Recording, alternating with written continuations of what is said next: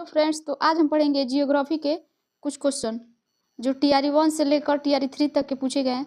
सारे क्वेश्चन इसमें कवर किए हुए हैं, तो देखिएगा 12 नंबर क्वेश्चन है। इसके पहले वाले लेक्चर में हमने कुछ क्वेश्चन डिस्कस किया था वर्ल्ड जियोग्राफी के, और इसके आगे क्वेश्चन है यदि ग्रीनविच में दोपहर के 12 बजे है तो ग्रीनविच के 30 डिग्री पूरब में क्या होगा। तो इसका आंसर है ऑप्शन ए, दोपहर के 2 बजे। तो इसको कैसे निकालते हैं देखिएगा, जितना डिग्री दिया रहा है इसमें 30 डिग्री दिया है ना, तो 1 डिग्री में 4 मिनट होता है, तो इसको 4 से मल्टीप्लाई करेंगे तो इसका आंसर हो जाएगा 120। और 120 आएगा तो इसको हम लोग घंटे में बदलने के लिए 60 से भाग दे देंगे, ये मिनट में है तो होगा इससे 1 6 दूनी 12, तो 2 आ जाएगा। तो 2 और आ गया, तो 12 बजे हैं तो 12 बजे के बाद से 2 इसमें जोड़ेंगे तो 2 बजे, तो इसलिए दोपहर के 2 बजे ऑप्शन होगा ए। अगला क्वेश्चन देखिएगा, विश्व के महाद्वीप, देश, राजधानी और सीमाएं। तेहरान किस पर्वत पर स्थित है। तो तेहरान अल्बुपर्ज पर स्थित है। तेहरान ईरान की राजधानी शहर है। 14 मिलियन लोग की आबादी वाला यह शहर है। अगला क्वेश्चन है, घाना तट पर सोने के समृद्ध प्लेसर जमा पाए जाते हैं और ब्राजील में सोने की सिराएं पाई जाती हैं। इसका कारण दिया है किसी समय पर यह महाद्वीप अटलांटिक महासागर के साथ संयुक्त थे। तो ये इसका कारण और कथन दोनों सही है, तो इसका आंसर हो जाएगा ऑप्शन ए। घना तट पर सोने के समृद्ध प्लेसर जमा पाए जाते हैं और ब्राजील में सोने की सिराएं पाई जाती है। इससे यह प्रमाणित होता है कि किसी समय पर यह महाद्वीप अटलांटिक तट के साथ संयुक्त थे। अगला क्वेश्चन देखिएगा, यूएई के रियासती राज्य हैं Abu Dhabi, Dubai, Sharjah, Ajman, Al Ain, Fujairah, Ras Al खैमा। ऑप्शन बी दिया है Dubai, Sharjah, Ajman, Jeddah, Kuwait, Bahrain, Al Ain. अगला ऑप्शन देखिएगा, Al Ain, Fujairah, Ras Al Khaimah, Riyadh, Dammam, Taif, Dubai. Option D है Sharjah, Abu Dhabi, Ajman, Fujairah, Dubai, Bahrain, Kuwait. इसका answer होगा option ए।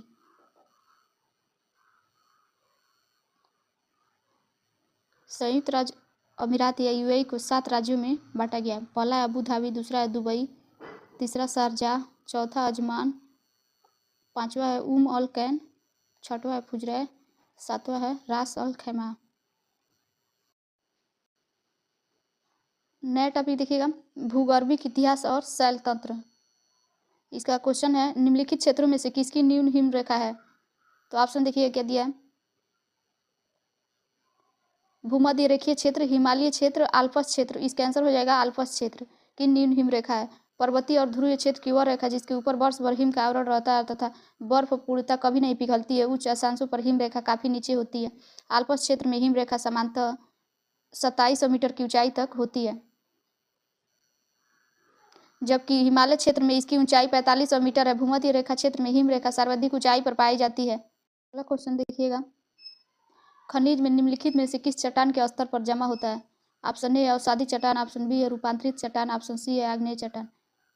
इसका answer होगा उपयुक्त में से एक से अधिक, ऑप्शन डी। इसका एक्सप्लेनेशन देखेंगे, खनिज विभिन्न प्रकार के शैलों में पाए जाते हैं। कुछ खनिज आग्नेय शैल में पाए जाते हैं, कुछ कायांतरित शैलों में, जबकि अन्य अवसादी शैलों में पाए जाते हैं। आग्नेय चट्टानों में मुख्य रूप से लोहा, निकिल, तांबा, जस्ता, सीसा, क्रोमाइट, मैग्नीज, सोना आदि प्रमुख होते हैं। अवसादी चट्टानों में खनिज तेल, प्राकृतिक गैस, कोयला के भंडार आदि प्रमुख है। रूपांतरित चट्टान के उदाहरण फाइलाइट, सिस्ट, नीस, क्वार्टाजाइट, मार्बल इत्यादि। अगला क्वेश्चन है, भूपटल के टुकड़े मेंटल में गति द्वारा निरंतर धीमी गति से प्रवाहित होते हैं। इस सिद्धांत को क्या कहा जाता है। ऑप्शन देखिएगा, महाद्वीपीय बहाव सिद्धांत, पैंजिया सिद्धांत, प्लेट टेक्टोनिक सिद्धांत। इसका आंसर होगा ऑप्शन सी, प्लेट टेक्टोनिक सिद्धांत। भूपटल के टुकड़े मेंटल गति में निरंतर धीमी गति से प्रवाहित होते हैं। इस सिद्धांत को प्लेट टेक्टोनिक सिद्धांत कहा जाता है। अगला क्वेश्चन देखिएगा, सेल जिनमें जीवाश्म पाए जाते हैं। इसका आंसर होगा ऑप्शन ए, अवसादी सेल। चट्टानों के पूर्ण होकर नीचे जमा हो जाने से ही अवसादी सेल का निर्माण होता है। इसकी रचना परतों के रूप में होने के कारण इसे परतदार सेल भी कहते हैं। अधिकतर जीवाश्म एवं खनिज तेल इसी प्रकार के चट्टानों में पाए जाते हैं। संपूर्ण भूपृष्ठ के लगभग 75% भाग पर अवसादी सेलों का विस्तार है। नया टॉपिक है पर्वत, पठार और मरुस्थल से क्वेश्चन देखिएगा। TRE 3 में पूछा गया है प्राइमरी में, पर्वत शिखर पर मिलने वाली चट्टानी सतह क्या कहलाती है? तो पर्वत शिखर पर मिलने वाली चट्टानी सतह फेलनशीर कहलाती है। अगला क्वेश्चन है, सहारा किस प्रकार का रेगिस्तान है? तो सहारा गर्म रेगिस्तान है। सहारा दुनिया का सबसे बड़ा गर्म मरुस्थल है। यह अफ्रीका महाद्वीप के उत्तरी हिस्से में स्थित है। 10 अलग अलग देशों से सीमा साझा करता है। यह पृथ्वी के कुल क्षेत्रफल का लगभग 8% भाग पर फैला है। इसका क्षेत्रफल 9.2 मिलियन वर्ग किलोमीटर है, जो अफ्रीका के 31% भाग को कवर करता है।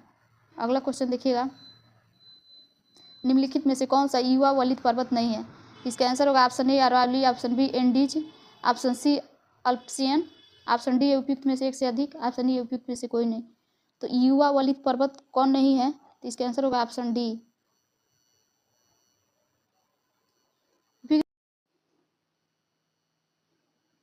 इसका एक्सप्लेनेशन देखिएगा, उपयुक्त विकल्पों में से एंडीज पर्वत को छोड़कर अरावली और अपलेशियन दोनों ही युवा वलित पर्वत नहीं है।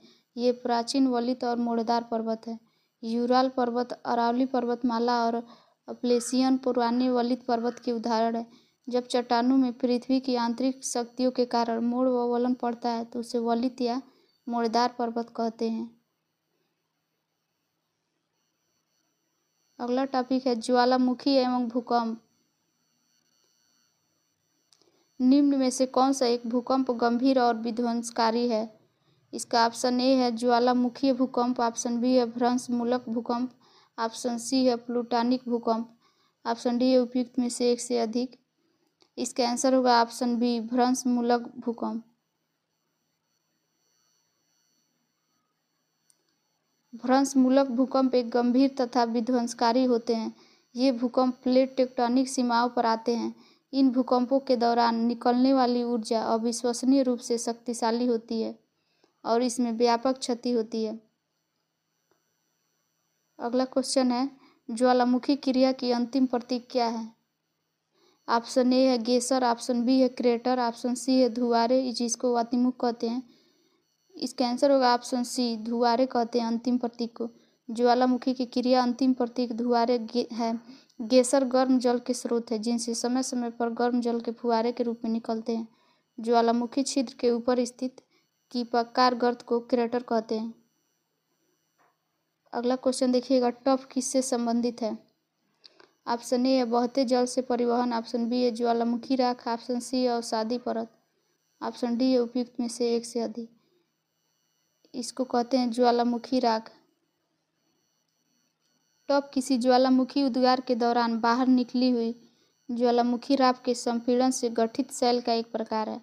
टॉप को कभी कभी टूफ भी कहा जाता है, खासकर तब जब इसका एक निर्माण सामग्री के रूप में इस्तेमाल किया जाता है। हालांकि टूफा भी एक अलग प्रकार का शैल है। यदि शैल में टॉप का प्रतिशत 50 से अधिक होता है तो वह शैल टॉफमय कहलाता है।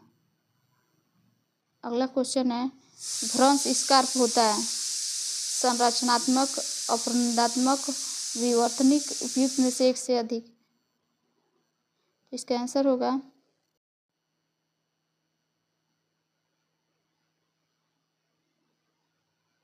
Option C विवर्तनिक।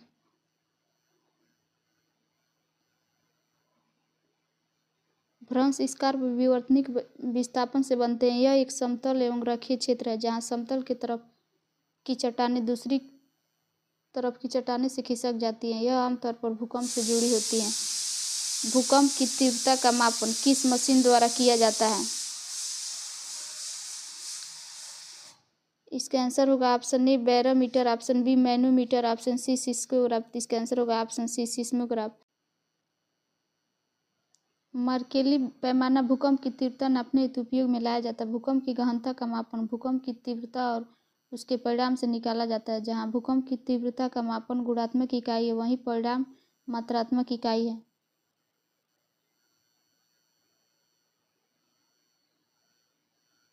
अगला क्वेश्चन देखिएगा, भूकंप के संबंध में निम्नलिखित में से कौन सा कथन सत्य है? पी तरंगे अनुप्रस्थ तरंगे है। धरातल पर उद्गम केंद्र के स्थान को अधिकेंद्र कहते हैं। जानवरों के व्यवहार का अध्ययन स्थानीय लोगों द्वारा अपनाई गई भूमि के भविष्यवाणी तरीकों में से एक है। ऑप्शन डी है उपयुक्त में से अधिक, ऑप्शन ई है उपयुक्त में से कोई नहीं। इसका आंसर होगा ऑप्शन डी उपयुक्त में से एक से अधिक। अगला क्वेश्चन देखिएगा,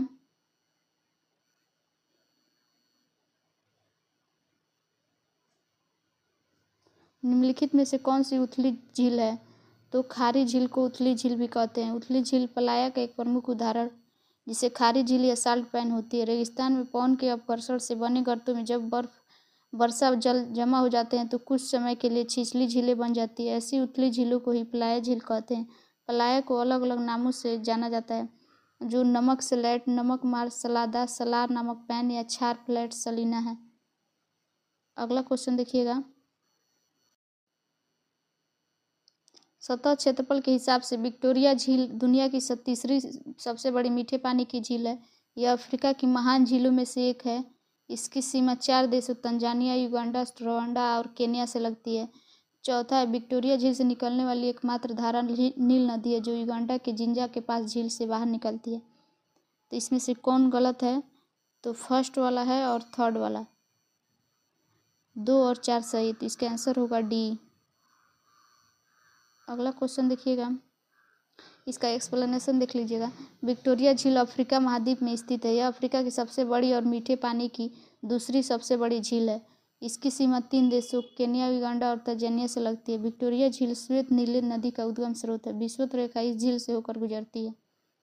अगला क्वेश्चन है, निम्न में से कौन सा कथन उत्तरी अमेरिका और महाद्वीप को लेक सुपीरियर के बारे में सत्य है? यह विश्व का खारे जल का सबसे बड़ा झील समूह है। यह कनाडा और यूएसए के मध्य भौगोलिक सीमा बनाती है।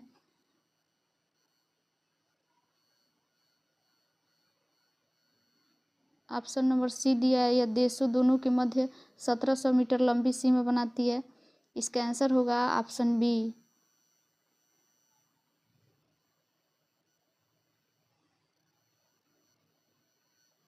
यह कनाडा और यूएसए के मध्य भौगोलिक सीमा बनाती है। एक्सप्लेनेशन देखिएगा इसका। सुपीरियर झील उत्तरी अमेरिका और महाद्वीप में कनाडा और संयुक्त राज्य अमेरिका के मध्य भौगोलिक सीमा बनाती है। सुपीरियर झील विश्व की तीसरी बड़ी झील है। यह सुपीरियर सहित यूएसए की सीमा में संयुक्त रूप से जुड़ी हुई 5 झीलें हैं। पहला सुपीरियर, दूसरा मिशिगन, तीसरा ह्यूरन, चौथा ईरी, पांचवा ओंटारी। अगला क्वेश्चन, निम्नलिखित में से कौन सा देश अमेजन नदी बेसिन का एक हिस्सा है? Argentina, Chile, Venezuela. इसका आंसर होगा ऑप्शन सी, वेनेजुएला। अमेजन नदी विश्व की सर्वाधिक और द्वितीय सबसे लंबी नदी है। यह दक्षिण अमेरिका के महाद्वीप में एंडीज पर्वत से निकलती है और दक्षिण अमेरिका, पेरू देश, ब्राजील, बोलिविया और इक्वाडोर, कोलंबिया, वेनेजुएला, गुयाना और सूरिनाम के जलस्रोत से प्रवाहित होती हुई अंटार्कटिक महासागर में गिरती है। अगला क्वेश्चन है, महासागरीय और जलधाराएं से पूछा गया क्वेश्चन है, एल नीनो धारा कहाँ प्रवाहित होती है? तो ऑप्शन ए है प्रशांत महासागर। इसका आंसर होगा ऑप्शन ए, प्रशांत महासागर। एल नीनो धारा प्रशांत महासागर में प्रवाहित होती है। एल नीनो एक जलवायु पैटर्न है जो पूर्वी उष्णकटिबंधीय प्रशांत महासागर के सतही जल से असामान्य रूप से तापन की स्थिति को दर्शाता है। अगला क्वेश्चन देखिएगा, पनामा नहर निम्नलिखित में से किसको जोड़ती है? ऑप्शन ए अंटार्कटिक महासागर, ऑप्शन बी प्रशांत महासागर। इसका आंसर होगा अंटार्कटिक और प्रशांत महासागर, ऑप्शन ए। अगला क्वेश्चन देखिएगा, वायुमंडल और से पूछा गया, वायुमंडल अपनी अधिकतम ऊर्जा प्राप्त करती है दीर्घ पार्थिव विकिरण से। तो इसका आंसर होगा ऑप्शन ए, दीर्घ पार्थिव विकिरण से। वायुमंडल अपनी अधिकतम ऊर्जा दीर्घ पार्थिव विकिरण तरंगों से प्राप्त करती है। पृथ्वी को जो सूर्य ताप प्राप्त होता है वह लघु तरंगों के रूप में होता है, परंतु यह तरंगें वायुमंडल को गर्म नहीं करती। यह तरंगें पृथ्वी से टकराकर दीर्घ पार्थिव विकिरण के रूप में वायुमंडल में प्रवेश करती है, उसे गर्म कहते हैं। वायुमंडल में ऑक्सीजन का बृहद और उच्च स्रोत है।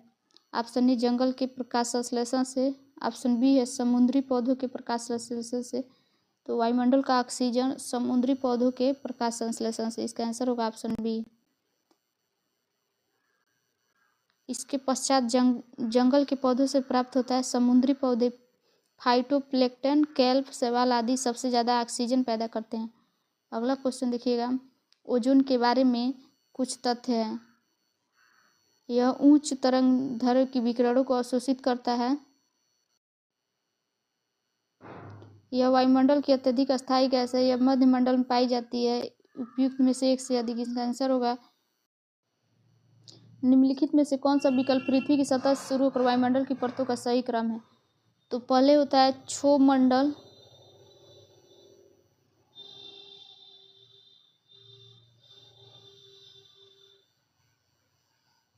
क्षोभमंडल, सेकेंड पे होता है समताप मंडल, थर्ड पे मध्य मंडल, उसके बाद होता है तापमंडल, उसके ऊपर होता है बहिर्मंडल। तो इसका आंसर हो जाएगा ऑप्शन ए क्षोभमंडल, सप्ताह मंडल, मध्य मंडल, तापमंडल और बहिर्मंडल। ऑप्शन ए सही। अगला क्वेश्चन देखिएगा, वायु दाब आर्द्रता और चक्रवात से क्वेश्चन पूछा गया।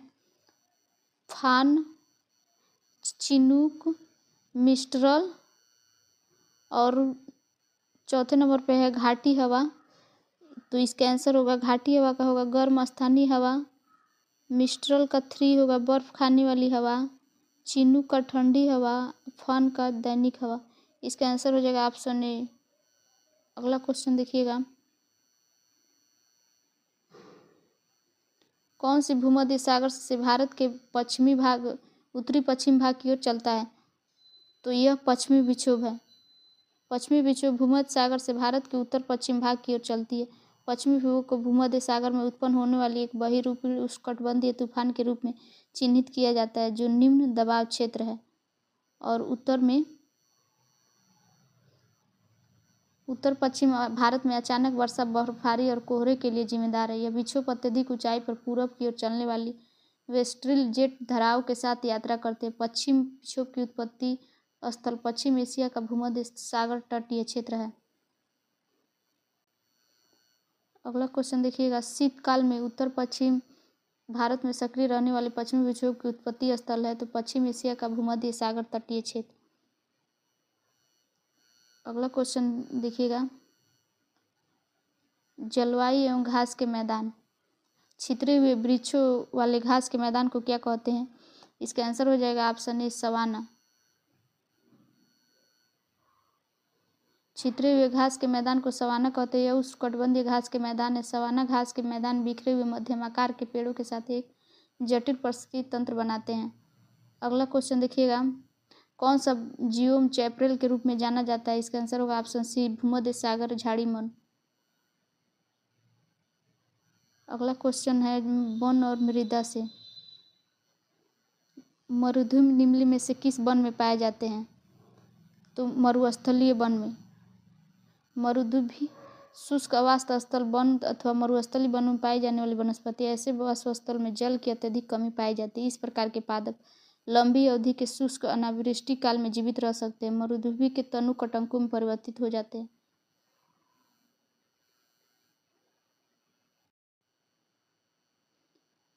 जब बहता पानी चिकनी मिट्टी को काटता है और गहरे चैनल बनाता है तो क्या होता है। ऑप्शन ए गली पटाव, ऑप्शन बी है शीत क्षरण, ऑप्शन सी है वनों की कटाई। तो इसका आंसर होगा ऑप्शन ए गली कटाव।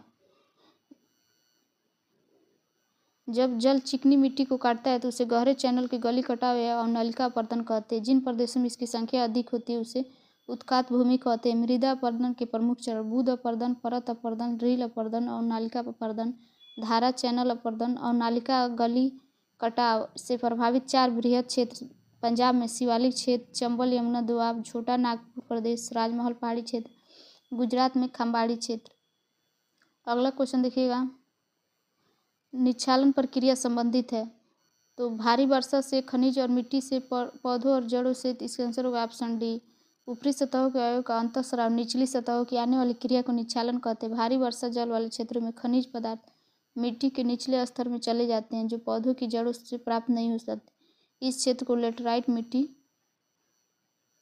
पाई जाती है। अगला क्वेश्चन है, मिट्टी का निर्माण किस प्रक्रिया के द्वारा होता है। अन्वेषण, उन्नयन। अगला ऑप्शन है अपक्षय। उपयुक्त में से एक से अधिक। इसका आंसर होगा अपक्षय। खनिज और ऊर्जा संसाधन से देखिए क्वेश्चन क्या पूछा है, निम्न में से कौन सा नवीकरणीय ऊर्जा का स्रोत है। कोयला, नवीकरणीय ईंधन, पेट्रोलियम, ये अनवीकरणीय ऊर्जा के स्रोत है, इसलिए इसका आंसर होगा ऑप्शन ई। नवीकरणीय ऊर्जा के स्रोत से प्राप्त ऊर्जा जैसे सौर ऊर्जा, पवन ऊर्जा, जल विद्युत ऊर्जा, तापीय ऊर्जा, महासागरीय ऊर्जा। कोयला, नाभिकीय ईंधन, पेट्रोलियम ये अनवीकरणीय ऊर्जा के स्रोत हैं। अगला क्वेश्चन है बायोगैस का प्रमुख घटक कौन सा है? तो मीथेन है प्रमुख घटक। बायोगैस में कार्बन डाइऑक्साइड, नाइट्रोजन और हाइड्रोजन भी पाए जाते हैं। यह नवीकरणीय ऊर्जा का स्रोत है जो ऑक्सीजन की अनुपस्थिति में कार्बन पदार्थ के टूटने से उत्पन्न होता है। ऊर्जा का गैर परंपरागत स्रोत है तो परमाणु ऊर्जा, बायोगैस, भूतापीय। इसका आंसर होगा ऑप्शन डी। गैर परंपरागत ऊर्जा के स्रोत प्रकृति से उत्पन्न होते हैं जिन्हें नवीकरणीय ऊर्जा स्रोत कहते हैं। इसके अंतर्गत बायोमास, भूतापीय, सौर, पवन ऊर्जा आदि आती है, जबकि परमाणु ऊर्जा परंपरागत स्रोत है। अगला क्वेश्चन देखिएगा बॉक्साइट का सर्वाधिक उत्पादक है तो इसका सर्वाधिक उत्पादक ऑस्ट्रेलिया में होता है। ऑस्ट्रेलिया विश्व का सबसे बड़ा बॉक्साइट उत्पादक देश है। चीन बॉक्साइट उत्पादक का दूसरा बड़ा देश है। बॉक्साइट एल्युमिनियम और गैलियम का अयस्क होता है। बॉक्साइट अवसादी चट्टान में पाया जाता है। उड़ीसा भारत का सबसे बड़ा बॉक्साइट उत्पादक राज्य है। जीवाश्म ईंधन किस प्रकार के साधन के उदाहरण है? तो जीवाश्म ईंधन गैर नवीकरणीय ऊर्जा के उदाहरण है। अगला क्वेश्चन है महासागरीय प्रपट्टी के मुख्य खनिज घटक क्या है? तो सिलिका और मैग्नीशियम। इसका आंसर होगा ऑप्शन सी। किसी महासागर के ऊपरी परत को ही महासागरीय प्रपट्टी कहते हैं। महासागरीय प्रपट्टी में पाए जाने वाले मुख्य खनिज सिलिका और मैग्नीशियम है। इसकी मोटाई 5 से 10 किलोमीटर तक होती है। कैंत्रित चट्टानों का अभाव होता है। इसके विपरीत महाद्वीपीय भूपट्टी में लावा, राख, चूना पत्थर, बलुआ पत्थर और कैंत्रित चट्टानों की प्रधानता है। इस प्रपट्टी की मोटाई 30 से 50 किलोमीटर तक पाई जाती है। अगला क्वेश्चन देखिएगा मानव प्रजातियां अधिवासी बस्तियां किस नाम से जानी जाती है? अनौपचारिक बस्ती, अगली कड़ी भूमि, मड़ई नगर, उपयुक्त में से एक से अधिक। इसका आंसर होगा ऑप्शन ए अनौपचारिक बस्ती। अगला क्वेश्चन देखिएगा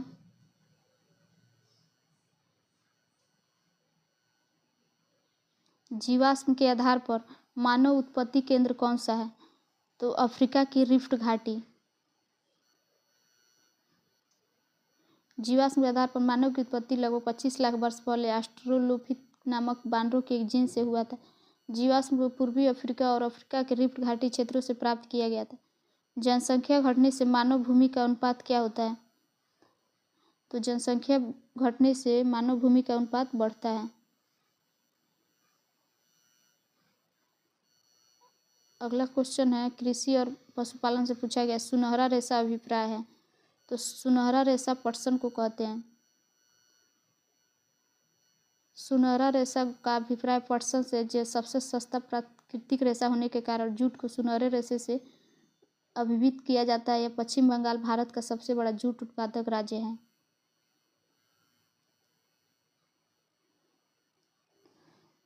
अगला क्वेश्चन बलूचिस्तान में चलवासी का तंबू कहलाता है। तो कीजीसी। बलूचिस्तान में चलवासी खानाबदोश का तंबू किसी कहलाता है। खानाबदोश से तात्पर्य लोगों का है, उन लोगों से जो एक स्थान से दूसरे स्थान पर विचरण करके अपना जीवन व्यतीत करते हैं।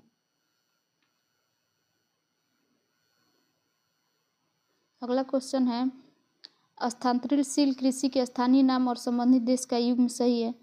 चेना Bangladesh, milpa Rhodesia, Ladakh Malaysia. तो ये लद्दाख मलेशिया। इसका आंसर होगा ऑप्शन सी। स्थानांतरणशील झूमी खेती को मलेशिया और जावा में लद्दाख नाम से जाना जाती है। श्रीलंका में चेना, मैक्सिको में मिल्पा, कोनुल में थामिल, थाईलैंड में चमराई, म्यांमार में तुंगिया, कांगो में मोसनी नाम से जाना जाता है। ये देखिएगा बेवधियार में बुंदेलखंड में बुलाया जाता है। दीपा बस्तर जिला में, बन्ना दक्षिणी पूर्व राजस्थान में, पोडू आंध्र प्रदेश में, कुमारी पश्चिमी घाट में।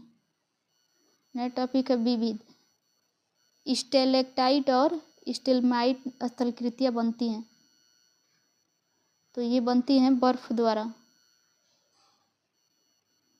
अगला क्वेश्चन देखिएगा,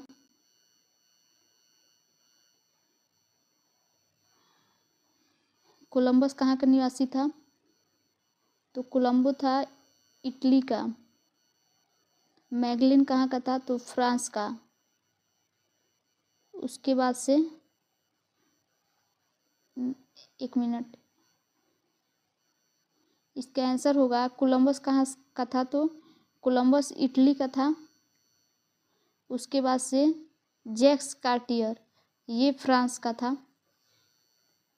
और फ्रांसीसी ड्रेक कहाँ के थे? तो ये यूनाइटेड ड्रेक के थे। और मैकलिन थे पुर्तगाल के। इसका आंसर होगा ऑप्शन ए। अगला क्वेश्चन है, थांडीयू महोत्सव का 3 दिवसीय उत्सव किस देश में मनाया जाता है? तो म्यांमार में। नेक्स्ट क्वेश्चन, लगातार नई परत जोड़ने वाली प्रक्रिया निम्न में से कौन सी है? तो समुद्र तल का फैलाव।